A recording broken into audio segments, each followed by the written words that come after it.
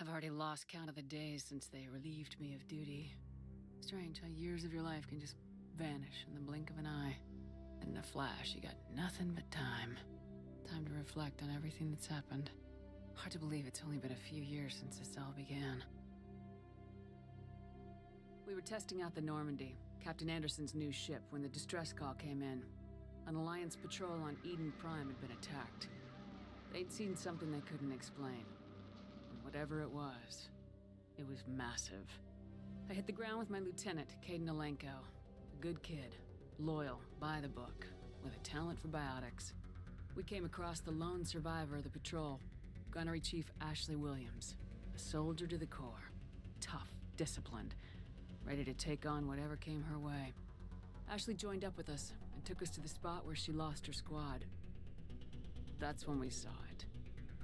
The ship. Like nothing I'd ever seen.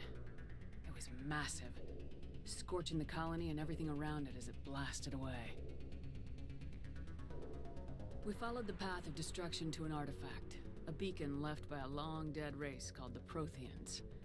The colony had dug it up, and whoever attacked them had tried to take it. Lieutenant Alenko made the mistake of getting too close. It hit him with some type of energy. I grabbed him and threw him out of the way. That's when it hit me. Hard. Every muscle in my body went rigid. I couldn't move, could barely breathe. Everything went black. And then I saw something. A vision. Dream. A nightmare. By the time I woke up, we were halfway to the Citadel on our way to meet the Council. I was expected to explain what I'd seen. Anderson came along. So did Udina, our political representative on the Citadel. With those two heavyweights, it seemed reasonable we could persuade the Council that the ship we'd seen was a potential threat, as was the individual behind the attacks. The main suspect for the Eden Prime massacre was a Turian Spectre named Saren. He'd been seen by one of the survivors from the colony at Eden Prime, and there was some evidence to suggest that the ship was connected to Saren. But even Udina's pointed accusations weren't enough to convince the Council. They just couldn't believe one of their chosen elite Spectres could be guilty of something like that. They needed proof, which meant I needed proof. Fortunately, I wasn't alone in my search. Garrus, another Turian, wanted to help. A top agent for Citadel security. Despite orders from his superiors that he shouldn't get involved, he told me he was suspicious of Saren and he had some useful leads. More importantly, he was willing to share them. That led me to Rex, the biggest, nastiest-looking Krogan bounty hunter I'd ever seen. He turned out to be more than just a brute. It was his intel that led us to a fugitive with incriminating evidence on Saren. The fugitive turned out to be an energetic little Quarian named Tali. A tech expert with a knack for hacking, she procured some information on Saren. Evidence that proved Saren was dirty. Tali's evidence proved that Saren was responsible for the massacre on Eden Prime, and the immense warship we'd spotted was in fact Saren's flagship.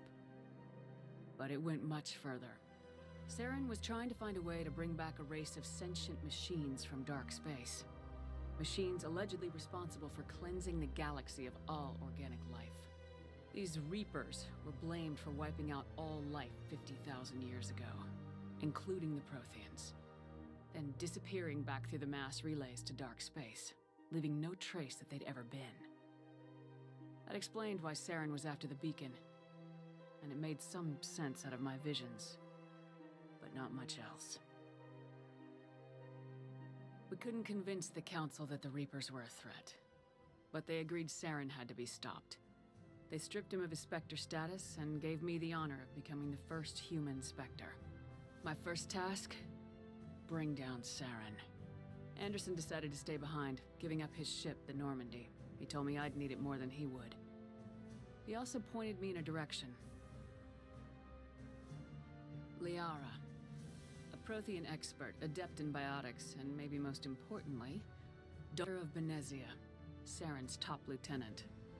And like most Asari, as beautiful as she is intelligent, and born with a unique ability to meld with other species. Liara was able to help me decipher some of the vision the beacon had given me. Nothing concrete, but it gave me some clues. And a new appreciation for the Asari. Her technique for accessing my vision was unexpected, but not at all unpleasant. Kaidan was a little concerned about the connection I shared with Liara. As commander, I knew either relationship had the potential to interfere with the mission.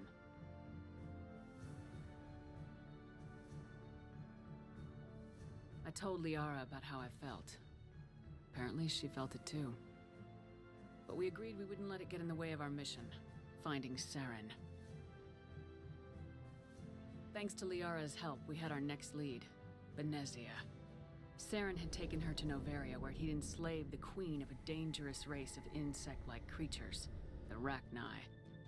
He ordered Benezia to use the same technique Liara had used on me to extract information from the Rachni queen.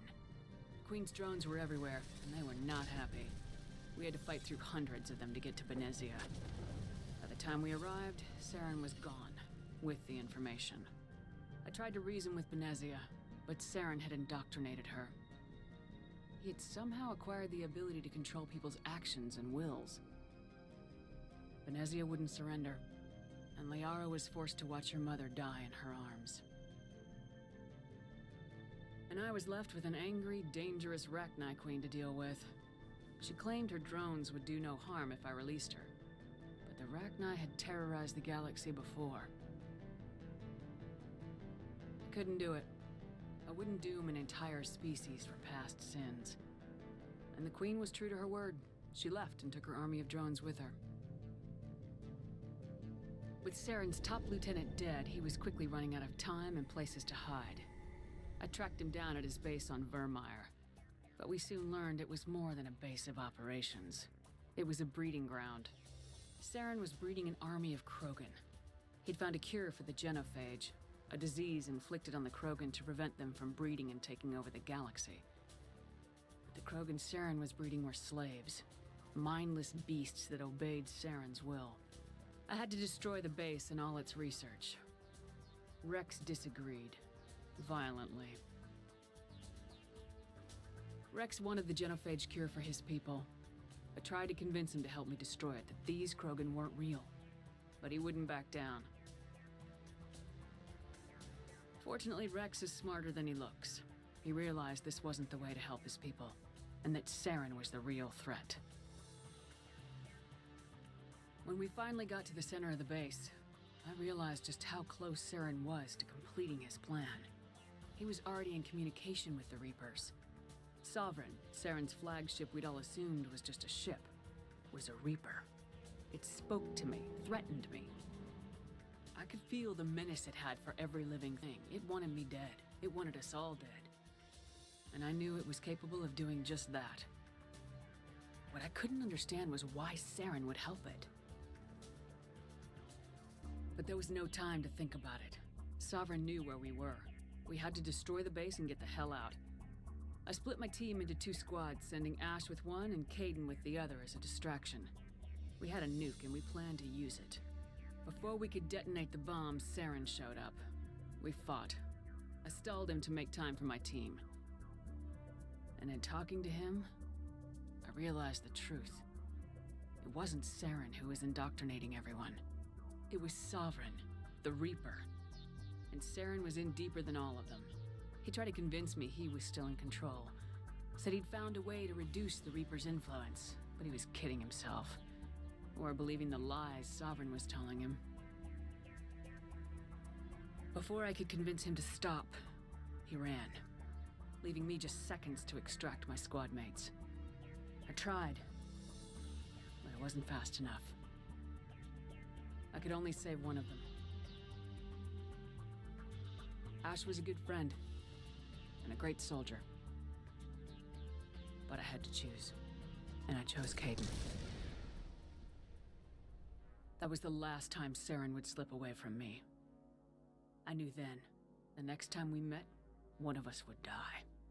With my team mostly intact, we chased Saren and his army to Ilos, a long-lost planet that had once belonged to the Protheans. As we prepared for what we knew would be a desperate fight, I spoke to my crew. We were just one ship, against Saren's growing army. I assured them all that despite the odds, we could defeat him. But Liara saw through my words. She knew I was hurting after Ash's death. She could sense my doubts. We both knew this mission could be our last. Until that moment, we put our feelings aside for the sake of the mission. But why wait? We gave in to each other. And it was perfect. While it lasted. We arrived on Ilos close behind Saren. Once on the planet, we discovered a Prothean databank that helped me put the final pieces of my vision together. The Reapers had come 50,000 years ago, and every 50,000 years before that, each time purging the galaxy of life. The Protheans had fought and died like every species before them, but a few survived long enough to leave a parting gift. The Protheans had discovered that the Citadel was the key to controlling the mass relays. By sabotaging the Citadel, they found a way to close the relays to dark space, slowing the Reapers' return, giving us the time we needed to find a solution to stop the Reapers once and for all. Saren knew this. He was leading his army to take control of the Citadel and re-establish the relays to dark space, bringing the waiting Reapers here to destroy us all. We followed him to the Citadel. It was intact, but heavily damaged. He'd caught the Council fleets by surprise, and they were only now regrouping. And with Sovereign as his flagship, there was little hope that the fleets could counterattack with enough strength to take back the Citadel. But Saren was done running, and I was done chasing him. As the Alliance and Council fleets battled Saren's army outside the Citadel, I cornered the Turian bastard in the Citadel tower and confronted him. He died believing that the Reapers would save him. As I fought to regain control of the Citadel, the Council's flagship, the Destiny Ascension, fell under attack. Despite Saren's death, Sovereign and Saren's army continued to fight. The Council was aboard the Destiny Ascension and they were requesting assistance. But I knew in order to help them, I would have to put our human Alliance fleet in jeopardy. The Council had to be saved. They represented the hearts and minds of the galactic community. Without them, the fleets would be in disarray. Even with the Citadel back in my control, Saren defeated and the Normandy leading the combined galactic fleet. The battle against Sovereign, a single Reaper, was relentless. It took the combined fleets of humanity and the other races, but in the end, Sovereign fell. But the costs were immense. While humanity's efforts in the war earned us our first seat on the Council, it was a hollow victory. The Reapers were still out there. I knew the fight was far from over, but as the one who'd led the fight against Saren, I was given new responsibilities. The choice of humanity's first counselor was left to me to decide. On the one hand, Udina, the lifetime politician, ruthless and ambitious. He would easily navigate the political landmines that would soon be placed before him. The other choice, Captain Anderson, the career soldier. Tough but fair, but a friend, and someone I could trust. Both great leaders in their own right. I didn't much like Udina, but sometimes you need a pit bull on your side. Someone willing to be the bad guy, for the sake of the greater good. The war was over. The threat had passed. In time, the Council would rebuild itself. The Citadel could be repaired. Even the pain of lost friends would fade. But none of that mattered if the Reapers were still out there. And if they were all as powerful as Sovereign, we had to find a way to stop them. I had to find a way. I gathered my crew, took my ship, and went in search of answers. Officially, the Council would only say I was assigned cleanup duty, routing out any remnants of Saren's army. But the Geth and Saren were just the beginning. The Reapers had other plans. A few months after the battle for the Citadel, while we were on patrol, we were attacked by an unknown vessel. Before we knew what was happening, we were disabled and forced to abandon ship. The Normandy was destroyed, and we lost a lot of good people. I almost didn't make it myself. Technically, I was as close to death as you can get. By the time my body was recovered, there wasn't much left.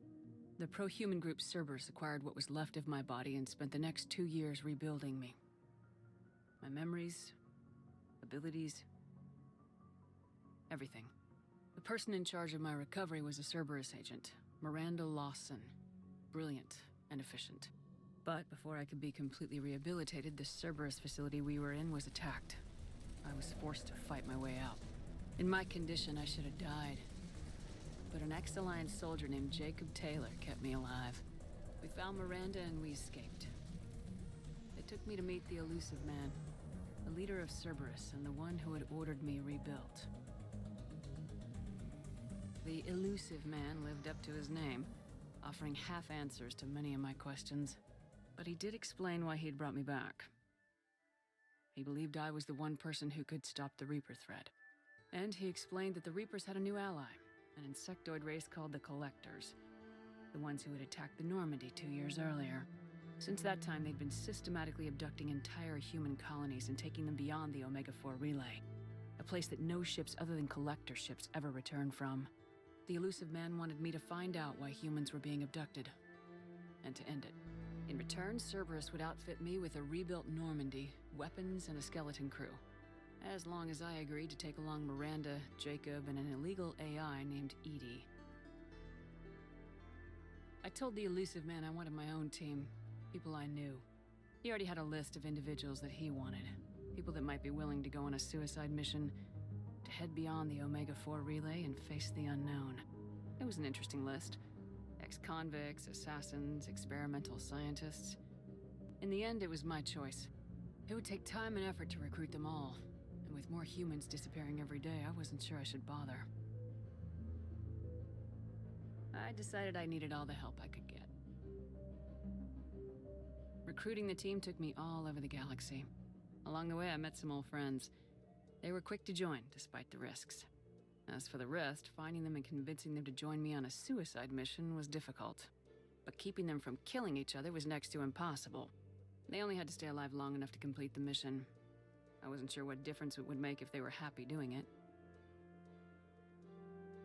But if we were going to survive this, our best chance was to make sure everyone was working together. I tried to recruit and reconnect with a few of my old squad, but they were suspicious of Cerberus. No doubt why they weren't on the Elusive Man's list to begin with. Worse, they'd moved on. For 2 years, they'd believed I was dead and lost. Now I was headed off on another suicide mission. If things were gonna get better between us, it would take time. But I was running out of time. Maybe once the mission was over, we could try to reconnect. With most of the team recruited, we were getting close. We just needed to figure out how to survive the Omega-4 relay.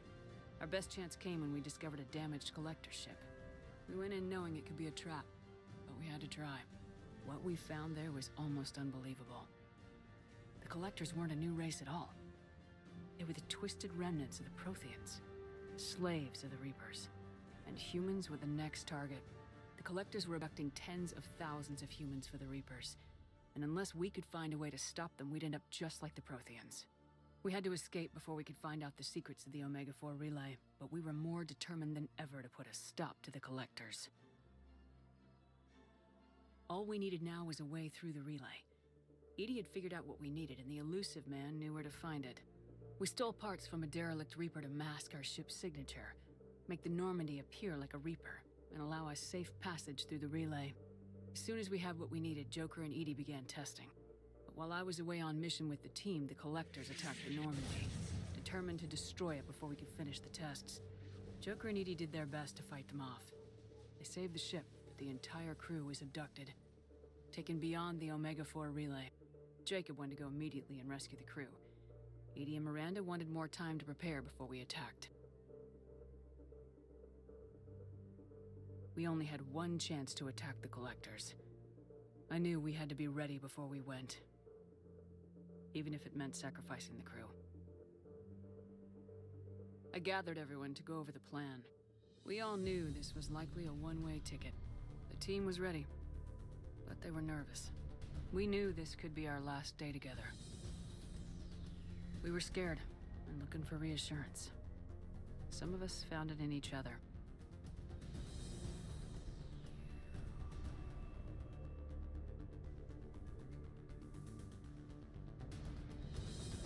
Garrus came to my room to talk, to share his thoughts. We spent the night together, comforting each other. The day of the attack, everything went as planned, at first. The Normandy made it safely through. As we scanned the wreckage of all the ships that failed before us, we found what we were looking for. The Collector base. And guarding it, a ship that had destroyed the Normandy 2 years ago, and almost ended my life. But this time, we were the attacker. And the Normandy was equipped to deal with it. We took some damage, but destroyed the Collector ship, and made our way to their base. We knew the fighting inside would be brutal. We arrived intact, but the team wasn't strong enough to withstand the assault. Eventually, we made it to the heart of the base. To this day, I can hardly believe what we saw there. The collected humans had been dissolved, transformed, and repurposed to create the frame for a new Reaper. A massive human Reaper abomination. We had no choice but to destroy it. The battle caused severe damage to the base, but we needed to destroy it completely. As I prepped explosives to finish the job, we received a message. The Illusive Man. He didn't want us to destroy the base at all. He wanted to preserve it. He wanted to study how the humans were transformed into the abomination we'd seen. To use the technology of the Collectors to help defeat the Reapers. I always suspected the Illusive Man had his own motives, but I couldn't agree with him on this. We had stopped the Collectors. We would find a way to stop the Reapers without sacrificing our morality in the process. We destroyed the base, completely, and escaped back through the Omega-4 relay. The mission was a success, and in the end, the whole team made it out alive. And though the crew was killed before we could rescue them, they didn't die in vain. We stopped the Collectors, and we stopped the Reapers from creating their abomination. And we bought everyone just a little more time. If only there was more time. The Reapers are still coming. Every day a bit closer. I handed every piece of intel on the Collectors in Cerberus over to the Alliance brass. They're not sure what to make of it, but at least they're listening. I just hope they figure out what to do about it soon. Before time runs out for all of us.